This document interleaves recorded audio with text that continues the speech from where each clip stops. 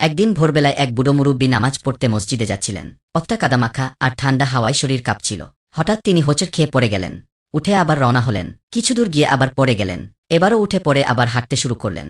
তৃতীয়বার পড়ে যাওয়ার পর হঠাৎ এক সুদর্শন যুবক এগিয়ে এসে বলল, চাচা আসুন আমি আপনাকে মসজিদে নিয়ে যাইনি। মুরব্বি কিছু না ভেবে সম্মত হলেন।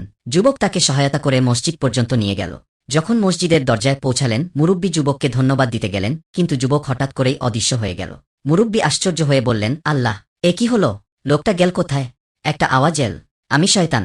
আমি 3বার চেষ্টা করেছি আপনাকে পড়িয়ে দিতে, যাতে আপনি বিরক্ত হয়ে মসজিদে না যান, কিন্তু আপনি প্রতিবার উঠে দাঁড়িয়ে চলতে লাগলেন। এতে আপনার প্রতিবার একটি করে সোয়াব লিখা হলো। আমি ভেবেছিলাম যদি আপনাকে মসজিদে পৌঁছে দিই তাহলে এরপর আপনি আর পড়ে যাবেন না এবং আর সোয়াব পাবেন না। কি?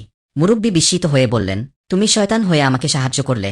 শয়তান বলল, হ্যাঁ, কারণ তোমার প্রতিটা চেষ্টায় আল্লাহ তোমাকে সোয়াব দিচ্ছিলেন আর আমি সেটা আর চাই না।